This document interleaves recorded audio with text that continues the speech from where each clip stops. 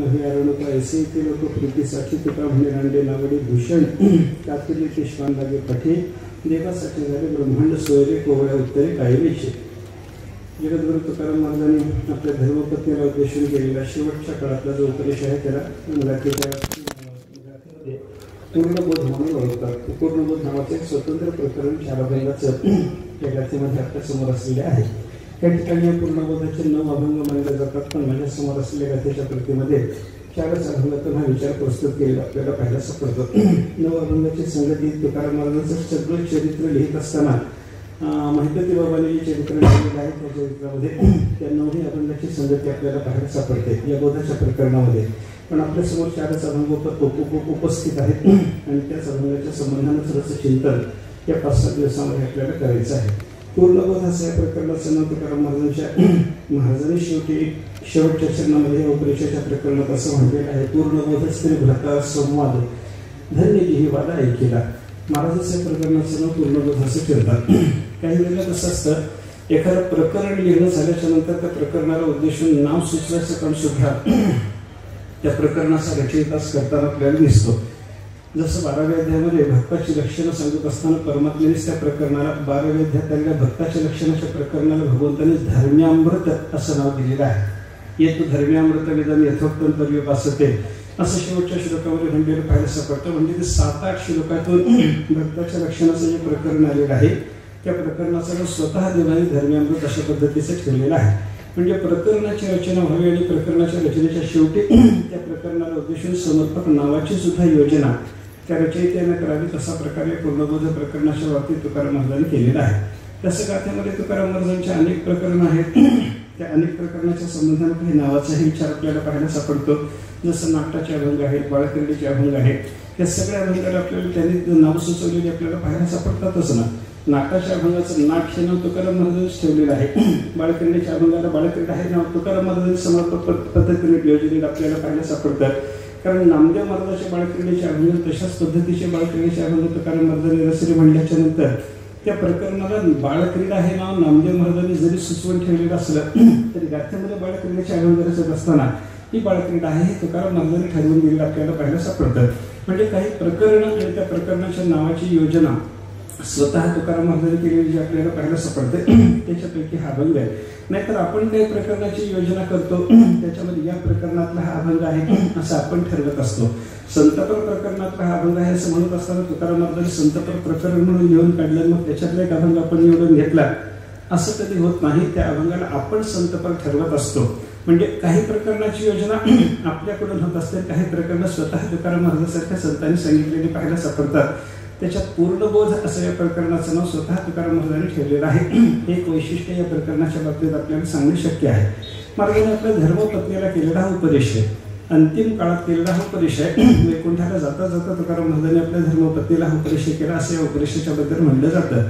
पत्नीला उपदेश महाराजांनी केला आणि पत्नीने तुकाराम महाराजांच्या तो ऐकला, त्या पद्धतीने वर्तन पुढच्या काळामध्ये त्यांचे झालं वगैरे वगैरे चिंतन या संदर्भात आपल्याला पुढे करता येईल. पण महाराजांनी केलेला धर्मपत्नीला उद्देशून केलेला हा उपदेश आहे. उपदेशाच्या बाबतीमध्ये प्रकाराचा विचार साधत असताना बोपदेव पंडितांनी भागवतावर टीका देताना असं म्हटलंय, वेद पुराण काव्यांच्या प्रभर मित्रम प्रिया वचहा बोधयंती तिह प्राहु त्रिवत भागवतम पुन्हा.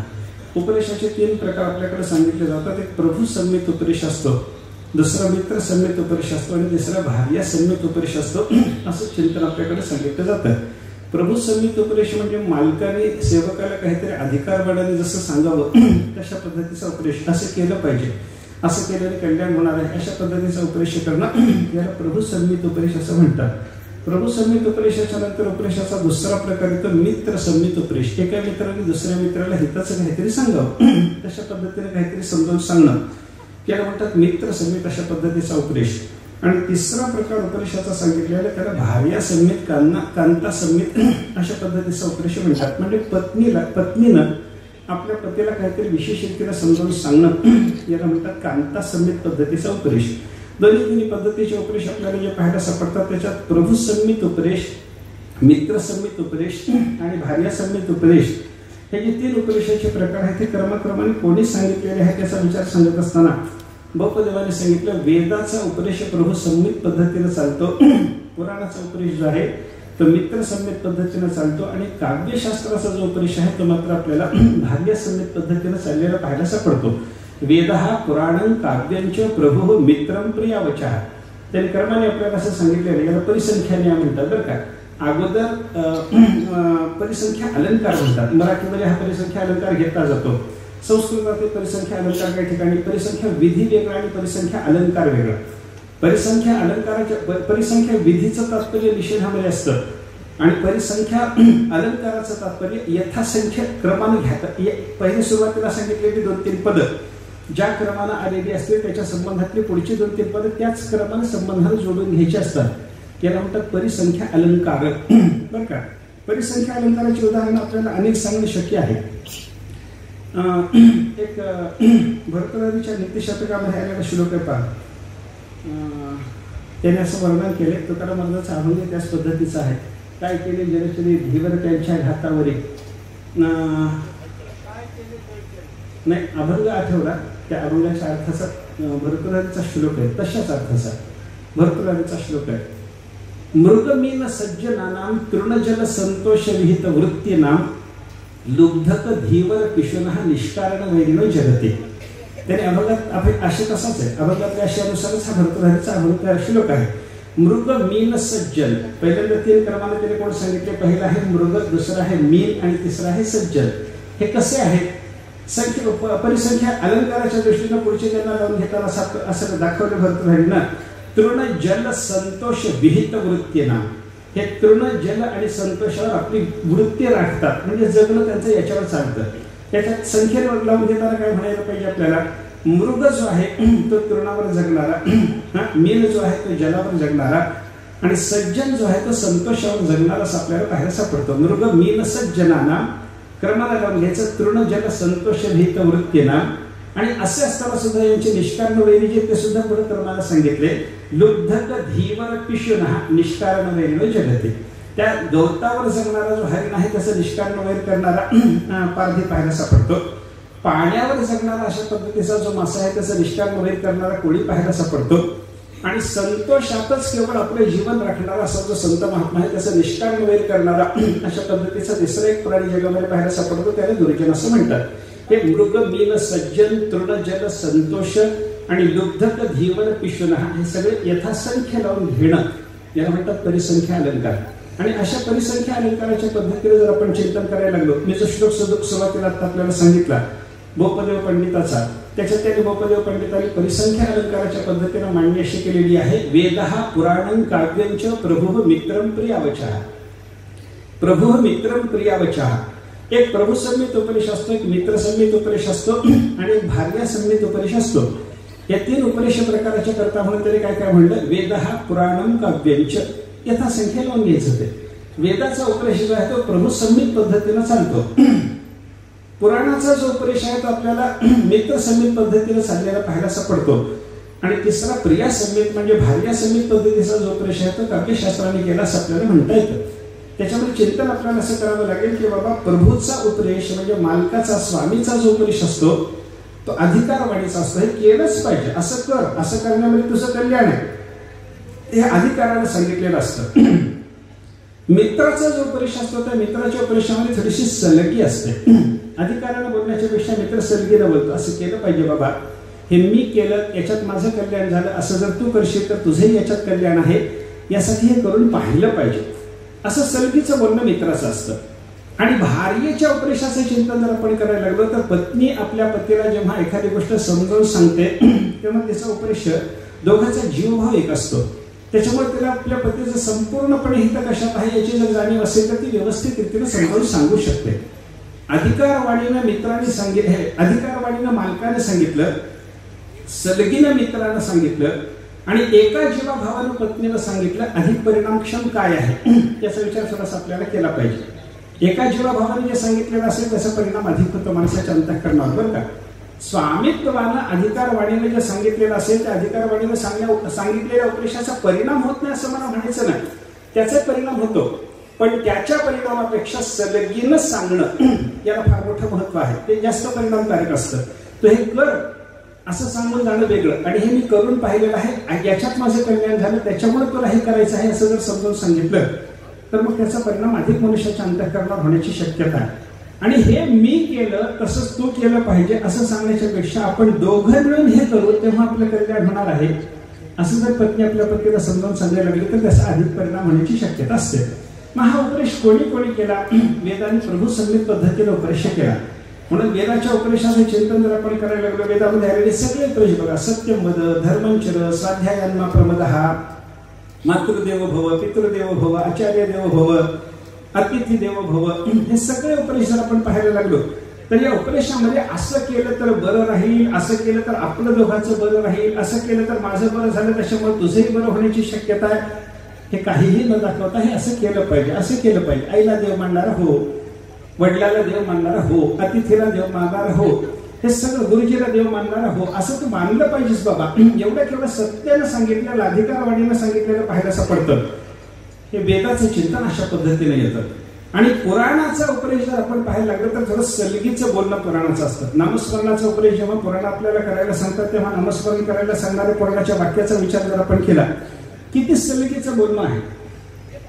सकृदुच्चरितम येन हरिनित्यक्षरम द्वयम, हरिनित्यक्षर द्वयम, बद्ध परिकरस्तेन मोक्षाय गमनम प्रति.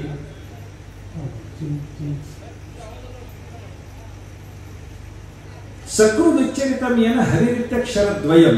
पुराण आपल्याला सांगतात की बाबा ज्यानं हरी या 2 अक्षराचा एकदा उच्चार केला, बद्ध परिकरस्तेन मोक्षाय गमनम प्रति, त्यानं मोक्षाला जाण्यासाठी म्हणून आपली कंबर कसली असं समजायला हरकत नाही. हा उपदेश कसा आहे? तो आईला देव मानणारा हो, मातृदेवो भव, हे वाक्य जसं अधिकारवाणीचं वाटतं त्या पद्धतीने एकदा हरिनामाचा उच्चार केला की त्यानं मोक्षाला जाण्यासाठी कंबर कसली समजा, हे बोलणं अधिकारवाणीचं नाही, थोडं सलगीचं वाटायला लागतं आपल्याला. नामनोस्ती यावती शक्ती ही पाप निर्हरणे हरे हे नतावत कर्तुं शक्नोति पातकम पातकी जनः. महाभारतामध्ये व्यासवर्षीने आपल्याला सांगून ठेवलं की बाबा भगवंताच्या नामस्मरणावर ही पापनाशाची विलक्षण शक्ती आहे. पापाचे कळप पळती पुढे ह्या नामाचा प्रभाव ज्ञानोबाने आपल्याला सांगितला तसं व्यासवर्षी सांगतात. नामाची शक्ती फार मोठी आहे.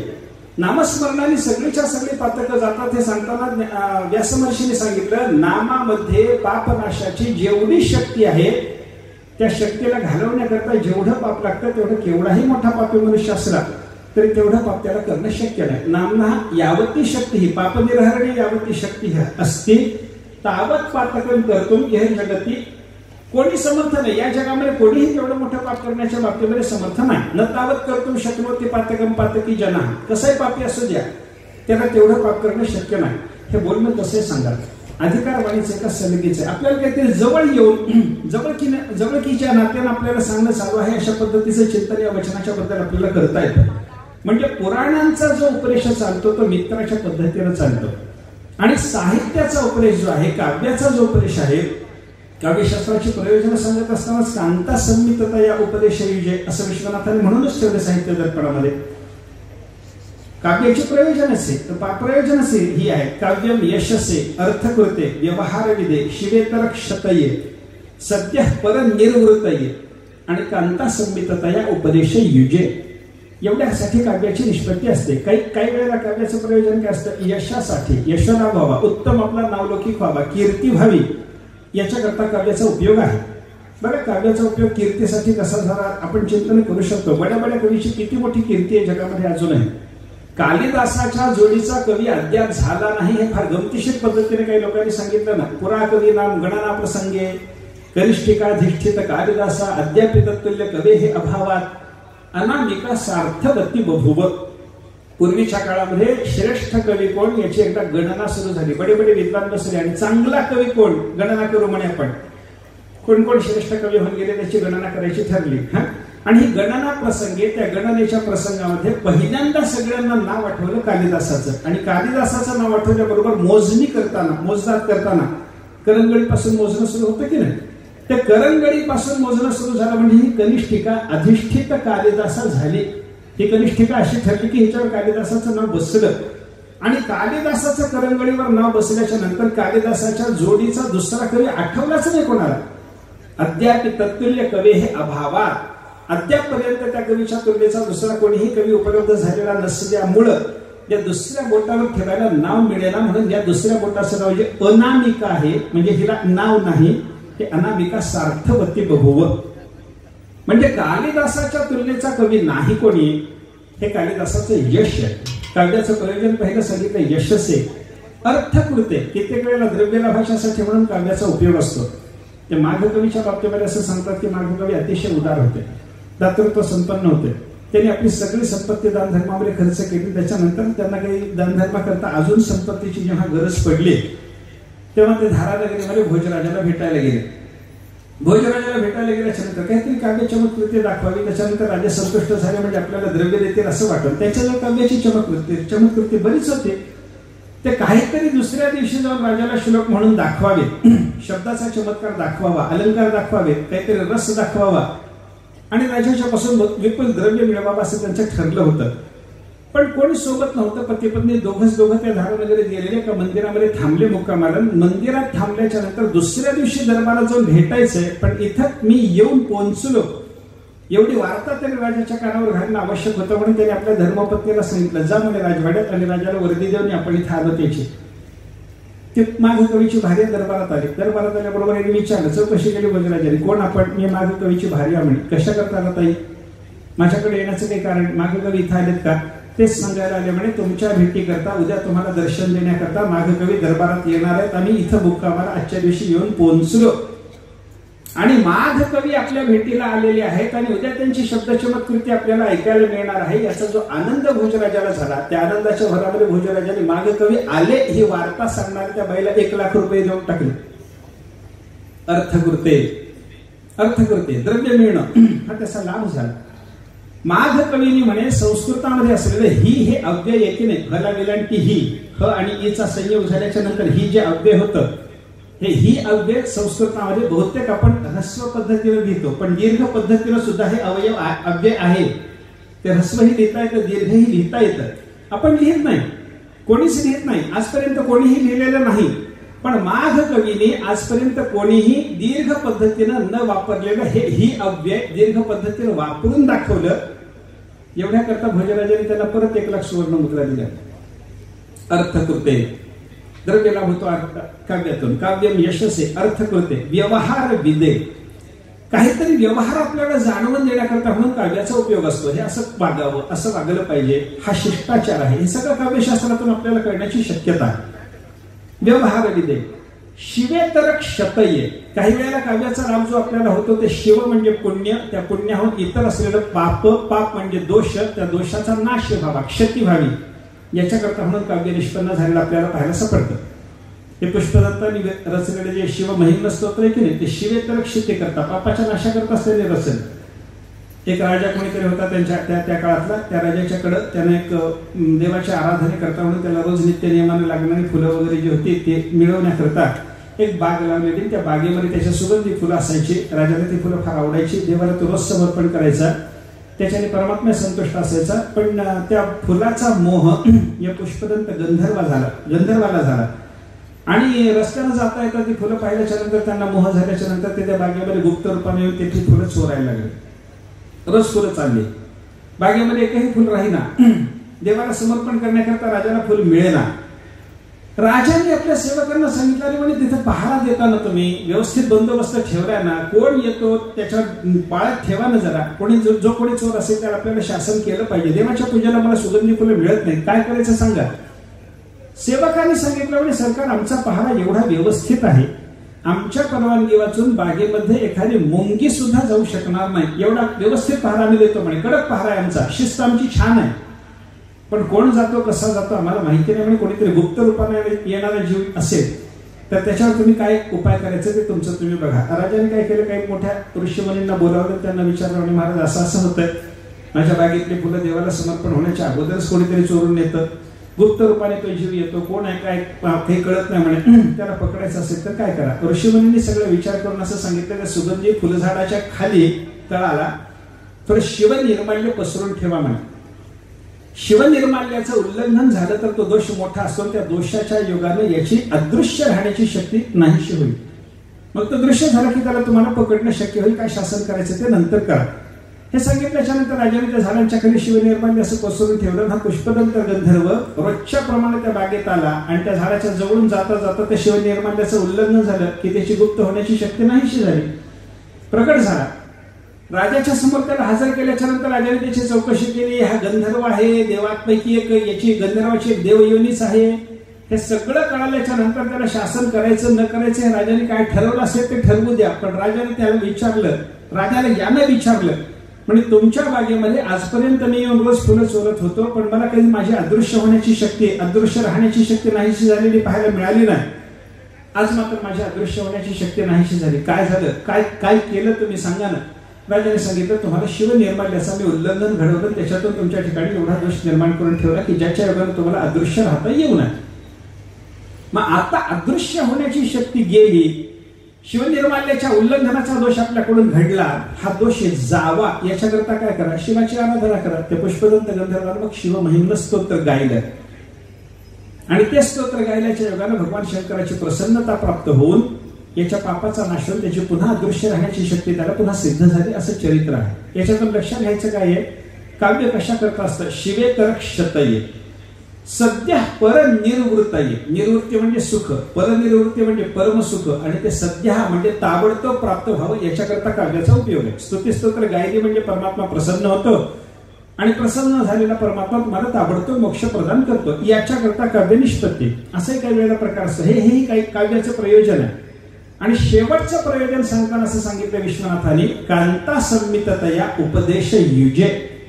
भार्या संमित पद्धतीने उपदेश करण्याकरता म्हणून सुद्धा काव्य आलेलं असतं.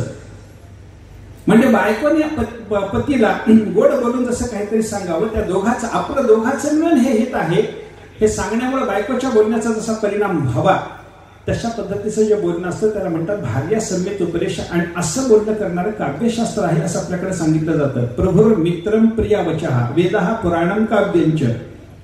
भोपदेवाने असं सांगितलं की वेदाचं बोलणं प्रभू संमित उपदेश, पुराणाचं बोलणं मित्रसंमित उपदेश, आणि साहित्याचं बोलणं जे आहे, काव्यशास्त्राचं जे बोलणं आहे ते भार्या संमित पद्धतीचा उपदेश आहे. बोधयंती इति इह प्राहुः आणि त्रिवत भागवतम. पुन्हा भागवताचं वैशिष्ट्य सांगत असताना त्यांनी असं सांगितलं की भागवतम त्रिवत प्राहुः. भागवताचा उपदेश तिन्ही पद्धतीने सांगतो. भागवत प्रभू संमित पद्धतीने बोलेल तुम्हाला, भागवत मित्र संमित पद्धतीने बोलेल, किंवा भागवत तुम्हाला भार्या संमित पद्धतीने सुद्धा सलगीनं सुद्धा बोलेल किंवा एक जीव होऊन बोलायला लागेल. अशा पद्धतीचं भागवताचं बोलणं आपल्याला पाहायला सापडतं की नाही बघा तुम्ही.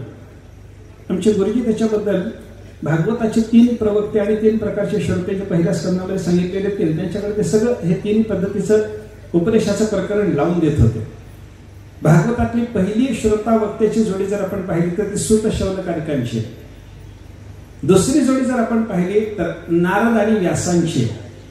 आणि तिसरी जोडी जर पहिल्या स्कंदातली भागवताच्या श्रवणाच्या संबंधातली पाहिली तर राजा परीक्षित आणि शुकाचार्यांची आपल्याला पाहायला सापडते. त्याच्यात त्यांचं गुरुजींचं असं म्हणणं होतं की नारद आणि व्यास महर्षी यांच्या जे भागवताच्या संबंधानं आदान प्रदान झालं.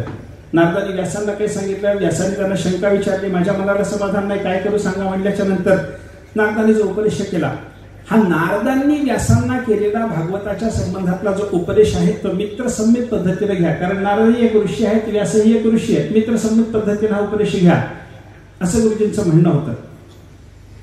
शुकाचार्याचं आणि राजा परीक्षितीचं जे बोलणं आहे इथं शुकाचार्य प्रभू संमित पद्धतीनं राजाला उपदेश करतात असं गुरुजी सांगायचे.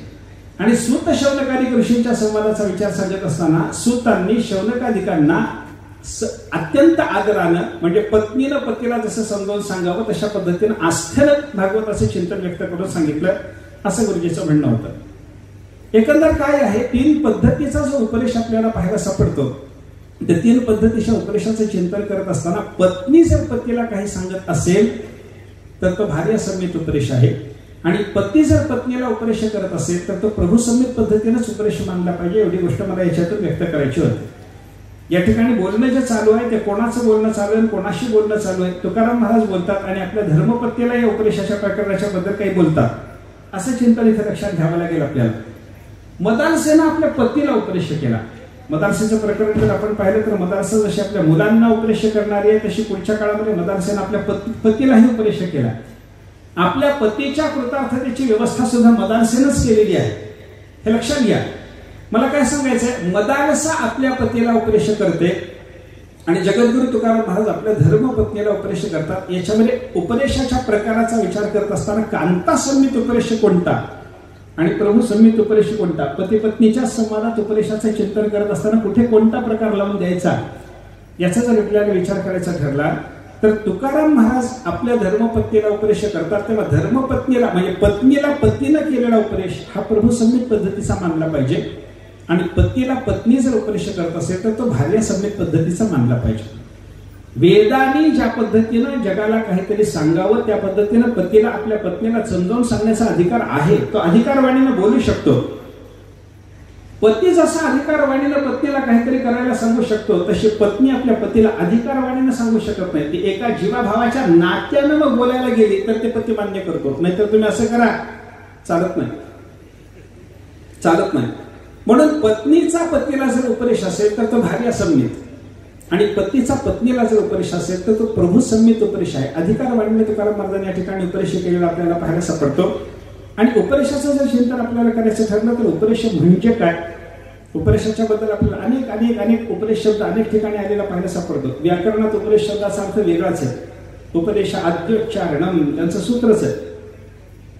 व्याकरणाचे जे आद्य आचार्य होऊन गेले त्या आद्य आचार्यांच्या मुखातून बाहेर पडलेले सूत्रमय अशा पद्धतीचे, वृत्तीमय अशा पद्धतीचे, महाभाष्यमय अशा पद्धतीचे जे शब्द त्यालाच उपदेश म्हणावं असं व्याकरण शास्त्र आहे.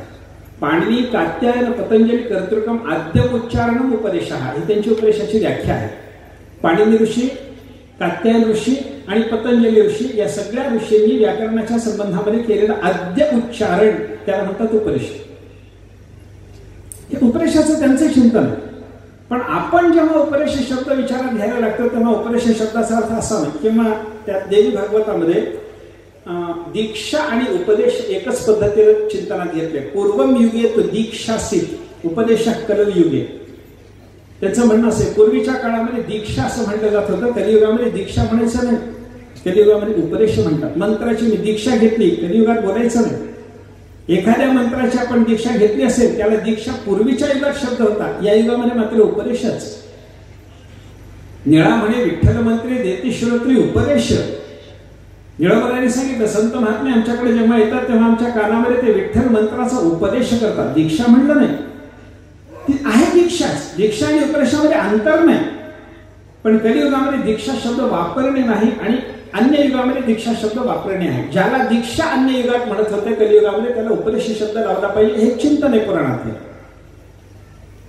पण आपण इथे जेव्हा उपदेशाचा विचार करतो, तुकाराम महाराज आपल्या धर्मपत्नीला उपदेश करतात असं जेव्हा आपल्याला पाहायचं आहे तेव्हा व्याकरणाचा किंवा या देवी भागवतातल्या उपदेश शब्दाचा जो अर्थ आहे तो इथे आपल्याला अपेक्षित नाही. तुकाराम महाराजांनी आपल्या धर्मपत्नीला उपदेश केला, मंत्रोपदेश केला नाही.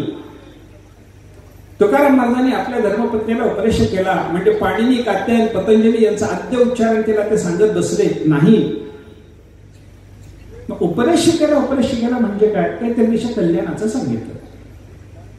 भामतीकारांनी कथनाचे 4 प्रकार सांगितले पहा. एकाला आज्ञा म्हणतात, दुसऱ्याला अनुज्ञा म्हणतात, तिसऱ्याला अभ्यर्थना म्हणतात आणि चौथ्याला उपदेश म्हणतात. आज्ञा, अनुज्ञा, अभ्यर्थना आणि उपदेश कथनच आहे. आज्ञामध्ये सांगितलं जातं, अनुज्ञाते सांगितलं जातं, अभ्यर्थने ते सांगितलं जातं आणि उपदेशामध्ये सांगितलं जातं. अंतर त्याच्यात काय आहे, मोठ्याने लहानाला काहीतरी करायला सांगणं ही आज्ञा आहे. एखाद्या क्रियेमध्ये प्रवृत्त असताना त्याची प्रवृत्ती दृढ करण्याकरता त्याला संमतीचं जर आपण काही बोलायला लागलो तर ती अनुज्ञा आहे. लहान माणसाने मोठ्या माणसाला विनंती करून एखाद्या कार्यामध्ये प्रवृत्त जर केलं तर ते प्रवृत्ती करता, मोठ्याच्या एखाद्या कार्यातल्या प्रवृत्ती करता लहानाचं विनंती करून जे बोलणं आहे ती अभ्यर्थना आहे. आणि मोठ्या माणसाने लहान माणसाच्या कल्याणाचीच गोष्ट सांगणं याला उपदेश म्हणतात. अज्ञान उपदेश बाजूला ठेवा. अनुज्ञा आणि अभ्यर्थना याचा सुरुवातीला विचार करा. अनुज्ञा म्हणजे काय, अनुज्ञा म्हणजे एखाद्या क्रियेत प्रवृत्त झाला, फक्त त्याची ती प्रवृत्ती दृढ करण्याकरता आपण वा वा वा हे छान आहे असं केलं पाहिजे, तू करायला लागलास फार चांगलं झालं, हे जर संमतीचं बोलायला लागलो ना याला म्हणतात अनुज्ञा. अनुज्ञा करणं. एखादा समजा वारकरी आहे, पंढरीच्या वारी निघाला, आळंदीवर पंढरीपर्यंत त्याला चालत जायचं ठरलं. नवीन वारकरी आहे, त्याला असं ठरवलं पहिली वारी आहे त्याची, आणि वारीला जाण्याचा त्याचा निश्चय झाल्याच्या नंतर मोठ्या वारकऱ्याच्या पाया पडायला गेला, जुन्या वारकऱ्याच्या. आणि त्याला सांगितलं त्यांनी, बाबा मी वारीला चाललो बरं का, आशीर्वाद असू द्या. तो मोठा वारकरी काय म्हणतो, त्यात बाबा फार छान झालं, छान बुद्धी आहे, वारी केली पाहिजे, जन्मभर कर बरं का, आता यंदाच्या वर्षी करून थांबायचं नाही. हे त्याची वारीमध्ये झालेली जी प्रवृत्ती आहे ती प्रवृत्ती दृढ करण्याकरता हा जे बोलायला लागला ना, त्याला म्हणतात संमतीच्या त्या बोलण्याला म्हणायचं आहे अनुज्ञा. अभ्यर्थना म्हणजे काय, लहान माणसाने मोठ्या माणसाला काहीतरी करायला सांगणं. एखाद्या क्रियेत मोठा माणूस प्रवृत्त नाही, नवीन रीतीने त्याला त्या मोठ्या माणसाला त्या क्रियेमध्ये प्रवृत्त करायचंय, त्याच्याकरता लहान माणसाला मोठ्या माणसाला त्या क्रियेत प्रवृत्त होण्याची विनंती करण्याकरता जे बोलणं करावं लागतं त्याला अभ्यर्थना म्हणतात. अभ्यर्थना म्हणजे थोडक्यात प्रार्थनाच आहे. अभिउपसर्ग लावला काय, परउपसर्ग लावला काय, अर्थ नसेल. अभ्यर्थनेमध्ये प्रार्थना करून तो बोलतो. त्याच्याकरता भामतीच्या टीकेवर असं उदाहरण आपल्याला पाहायला सापडतं. एखादे गुरुजी पाठाची वेळ झाल्याच्या नंतर विद्यार्थ्यांना पाठ सांगायला आले नाहीत, दुसऱ्या कामात संलग्न आहे, तर विद्यार्थ्यांनी काय करायचं, त्यांना विद्यार्थी जातो, त्यांच्यासमोर हात जोडून उभा राहतो, त्यांना विनंती करतो, गुरुजी पाठाची वेळ झाली, पाठाला आपण आरंभ करावा, या असं मांडून ठेवले, बसा, आम्हाला सांगायला लागा. सगळे विद्यार्थी आलेले, पाठाची वेळ झाली, चला बरं आपण. हे प्रार्थना करून ते गुरुजीला जो बोलायला लागला विद्यार्थी, त्या विद्यार्थ्याचं बोलणं म्हणजे अभ्यर्थना आहे. कारण गुरुजी पाठ सांगण्यात प्रवृत्त नाहीत, त्यांना नवीन रीतीनं पाठामध्ये प्रवृत्त करायचंय आणि पाठात त्यांची प्रवृत्ती घडवण्याकरता त्यांना प्रार्थना करून तुम्ही हे करा असं सांगणं. आज्ञा झाली काही नाही, गुरुजींना विद्यार्थी आज्ञा करू शकत नाही, गुरुजींना विनंती करतो, ही अभ्यर्थना. लहानाने मोठ्याला एखाद्या क्रियेत प्रवृत्त करण्याकरता काहीतरी बोलणं अभ्यर्थना. एखाद्या क्रियेत झालेली एखाद्याची प्रवृत्ती दृढ करण्याकरता त्याला संमतीचं काहीतरी बोलणं अनुज्ञा. आणि आज्ञा आणि उपदेश याच्याबद्दल जर आपण चिंतन करायला लागलो तर आज्ञा करणारा मोठाच आहे, उपदेश करणारा मोठाच आहे, आज्ञा ऐकणारा लहानच आहे, उपदेश ऐकणारा लहानच आहे. म्हणजे मोठ्याने सांगावं, लहानाने ऐकावं, हे उपदेश आणि आज्ञेच्या बाबतीत समानच आहे. पण बदल एवढा आहे, आज्ञा करणाऱ्याला, मोठ्या माणसाला आज्ञा करत असताना लहान माणसाच्या कल्याणाचं सांगितलं पाहिजे, जबाबदारी नाही. आणि उपदेश करत असताना त्या मोठ्या माणसाला लहानाच्या कल्याणाचाच विचार करून सांगितलं पाहिजे, त्याला म्हणतात उपदेश. एवढा बदल आहे. भर उन्हाळ्याच्या दिवसामध्ये दुपारी 12 वाजता 2 किलोमीटर अंतरावर असलेल्या शेतातून जर म्हैस घरी घेऊन यायची असली तर मालक नोकराला सांगतो, जा रे म्हैस घेऊन ये. ही आज्ञा आहे. त्या नोकराच्या कल्याणाचा विचार त्याने केलेला नसतो तिथं, त्याला फक्त आपल्या म्हशीचं कल्याण झालं पाहिजे एवढंच अभिप्रेत असतं. त्याच्याकरता तो जे बोलतो ती आहे आज्ञा. मोठ्या माणसाने लहानाला सांगितलं त्याच्या हिताचा विचार करून नाही, तेव्हा ती आज्ञा. आणि मोठा माणूस लहान माणसाच्या कल्याणाचा विचार करून त्याचं कल्याण झालं पाहिजे या दृष्टीनं त्याला जे सांगतो त्याला म्हणतात उपदेश. तुकाराम महाराजांसारखा संत महात्मा जगाला जेव्हा सांगायला लागतो तेव्हा तुकाराम महाराज आणि जग, आता किंवा या प्रकरणाचा विचार करत असताना तुकाराम महाराज आणि त्यांच्या धर्मपत्नी या दोघांतलं नातं बघा ना. लहान मोठं कोण आहे, उपदेश करणारे सांगणारे तुकाराम महाराज मोठे, ऐकणारे त्यांच्या धर्मपत्नी लहान. आणि लहान असलेल्या आपल्या धर्मपत्नीला तिच्यापेक्षा अधिकारानं मोठे असलेले तुकाराम महाराज तिच्या कल्याणाचं सांगायला लागले, म्हणून याला उपदेश म्हणायचं. हे आज्ञा नाही. पतीची आज्ञा असली तरी ती पत्नीला मोडता येत नाही. आज्ञा गुरुनाम हेविल्लंघनीय, अनुल्लंघनीय वगैरे वगैरे वचन आपल्याला पाहायला सापडतात. अविचारणीय वगैरे वचन आहेत. गुरु म्हणजे मोठा माणूस, त्या मोठ्या माणसाची आज्ञा जी काही आपल्याकडे येईल ती अनुल्लंघनीय असते, तिचं उल्लंघन करू नये, ती मोडू नये, तिच्याबद्दल कोणता विचार करत बसू नये वगैरे वगैरे वचन आहेत. आणि त्या वचनानुसार पाहता तुकाराम महाराजांनी आपल्या धर्मपत्नीला काही आज्ञा केली असती तर तिला ती मोडता आली नसती, हा भाग वेगळा. पण तुकाराम महाराज या ठिकाणी आपल्या धर्मपत्नीला जे सांगायला लागले ते चारही अभंगातलं तुकाराम महाराजांचं बोलणं जर आपण पाहिलं, देव पहावया करी व सायास, देव पाहण्याकरता सायास कर, प्रयत्न कर, महाराज आपल्या धर्मपत्नीला सांगतात. हे कल्याणाचं आहे की नाही? कल्याणाचं आहे, परम कल्याणाचं आहे. महाराजांनी या ठिकाणी आपल्या धर्मपत्नीला जे काही सांगितलेलं आहे ते तिच्या कल्याणाचा विचार करून सांगितलेलं असल्यामुळं मोठ्याने लहानाला लहानाच्या कल्याणाचा विचार करून जे काही सांगितलेलं असेल त्याला जर उपदेश म्हणायचं असेल तर तुकाराम महाराजांचा हा उपदेश आहे. आणि उपदेश आहे हे सुचवणारा बोध शब्द आहे. तुकाराम महाराजांनी या प्रकरणाला जे पूर्णबोध नाव दिले की नाही त्याच्यामध्ये आलेला जो बोध शब्द आहे हा बोध शब्द आपल्याला कल्याण सुचवणाराच आहे. बोध कल्याणाचाच असतो, बोध कल्याण देणाराच असतो. आणि कल्याण देणारा अशा पद्धतीचं जे ज्ञान आहे त्यालाच बोध शब्द आहे. म्हणजे तुकाराम महाराजांनी हा जो बोध केला त्याच्यात कल्याण आपल्या धर्मपत्नीचं त्याने साधून दिलेलं म्हणजे हा उपदेश आहे. आणि हा बोध तुकाराम महाराजांनी जो केला तो बोध कसा आहे त्याला विशेषण तुकाराम महाराजांनी जोडलं पूर्ण बोध. हे प्रकरण कोणतं आहे? पूर्ण बोध. या प्रकरणाला महाराजांनी पूर्ण बोध नाव दिलं. म्हणजे काय?